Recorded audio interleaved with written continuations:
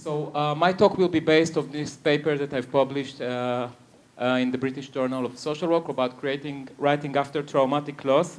So many of the examples that I'm going to give will be about bereaved parents and how they use writing throughout their bereavement process, and how writing was for them a tool for, I don't know if I could use the word healing, because I don't know if there is healing in parental bereavement, but maybe as a technique that helped them cope with bereavement.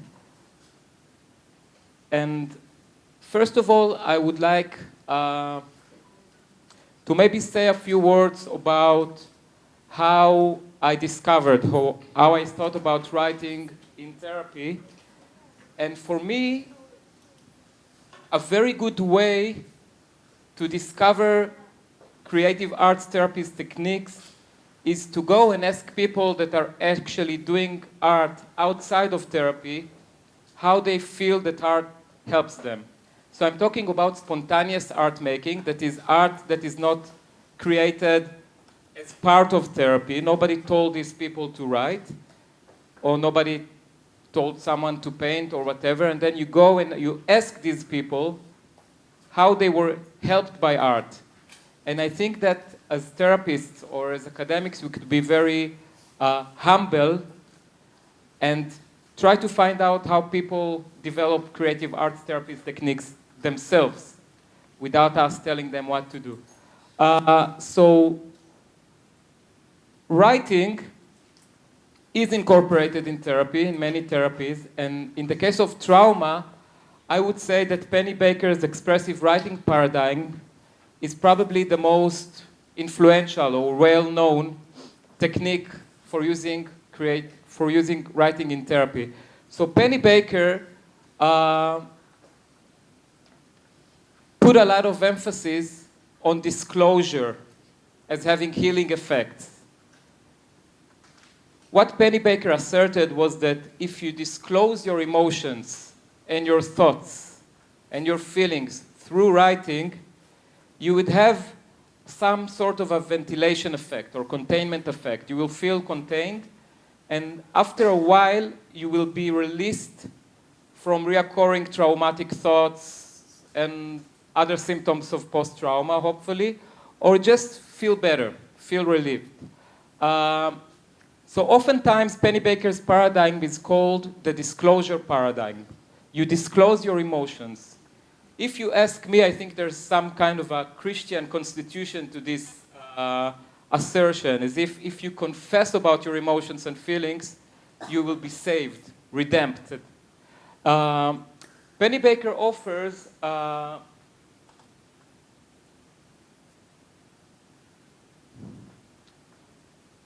a daily exercise of writing about your emotions. And the claim is that if you write about your emotions, you could explore your emotions, you could name and label your emotions. You can reorganize maybe a chaotic internal world, emotional world, just through naming, through disclosing. You can reorganize your thoughts. You can identify what's happening inside you.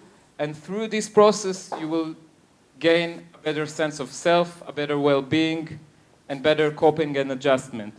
So a daily exercises, the daily exercises of Penny Baker are usually offered as exercises that should be done in a prolonged period of time, 1 week, 2 weeks, even a month, every day, 15 minutes a day, and they usually focus on a certain event, a certain traumatic effect.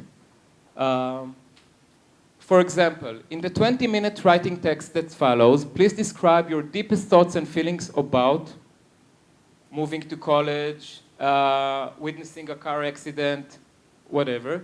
I would like you to write continuously off the top of your head. Don't worry about grammar or spelling, just write continuously. So this is a very typical Penny Baker exercise. And what I would like you to do now, or to experiment, is if you could just briefly, for 1 minute, not for 20 minutes, okay, write everything that goes through your head about this conference or about this meeting. So whenever I give an exercise in this kind of talk. I ask people not to choose something that they cannot contain themselves. Okay, don't choose a traumatic experience to write about. Write about something very trivial, but write everything that goes through your head. Okay, and we'll see later on how it feels, if it has any effect at all. Okay, so 1 minute from now, let's do it.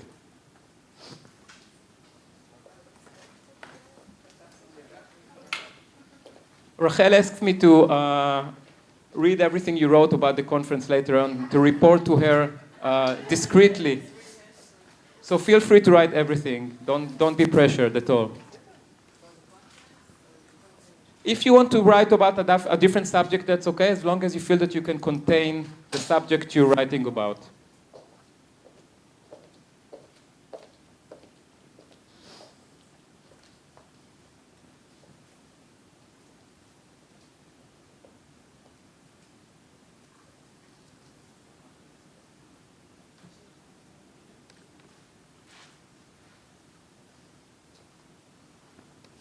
One of you could share how it feels to write everything that goes through your head, everything that you think about. Anyone wants to share? If it has any effect or any... I can share mine. Clowning, effects of humor, wooden floor, best I can do, telephone call of home, Rachel, Ari, Tal, rainbow, country, what's that? Community music therapy, trauma release, yielding, no censor. Wow. So you experienced this conference as a chaos. Okay. No, kidding. Thank you for sharing. And this is the idea of Penny Baker's exercise, that you just write everything.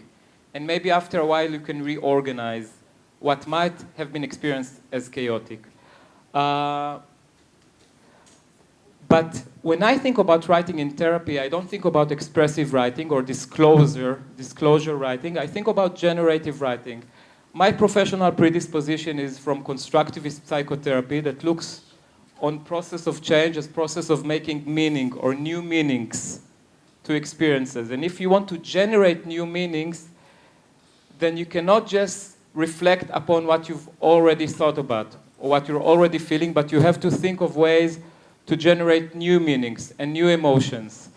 And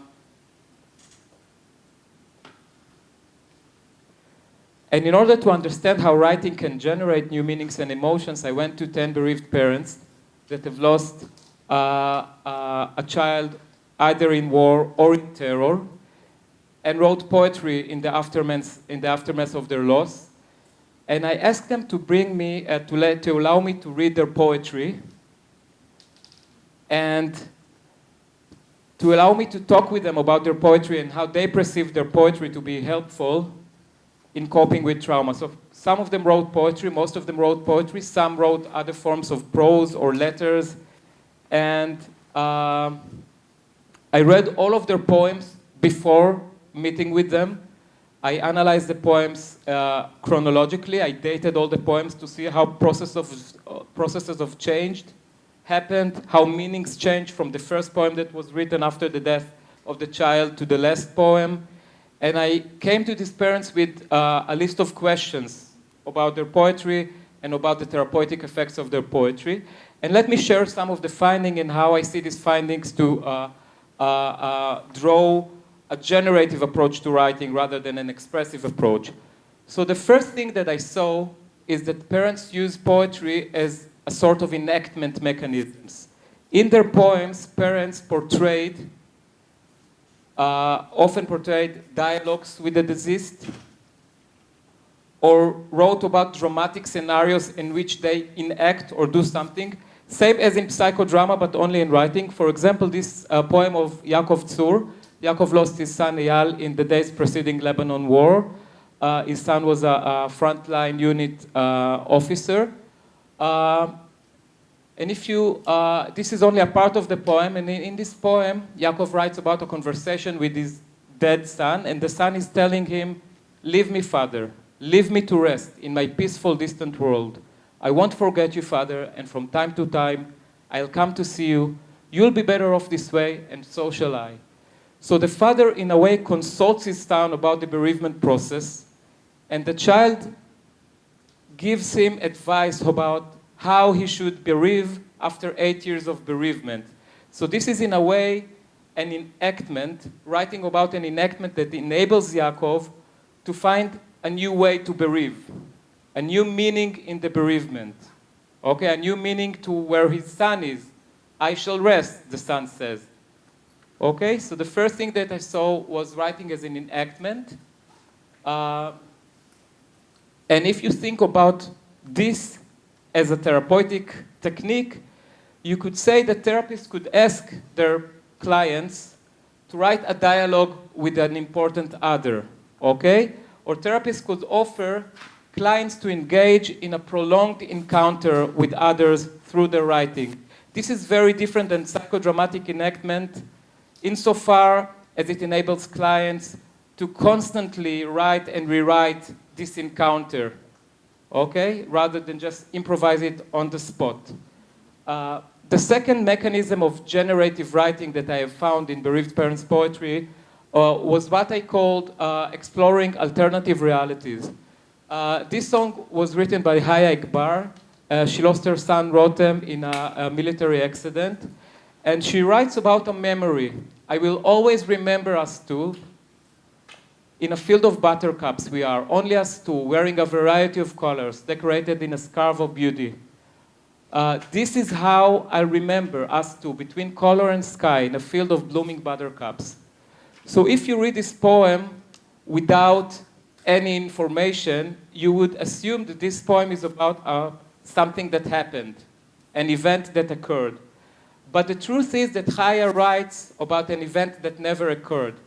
She would have wanted it to happen, but it didn't happen. She never spent this time with her kid in a field of buttercups. And when I asked her about it, I said, why are you writing about a memory that didn't happen? She said, I would have wanted it to happen. And this is how I make it happen, through the writing.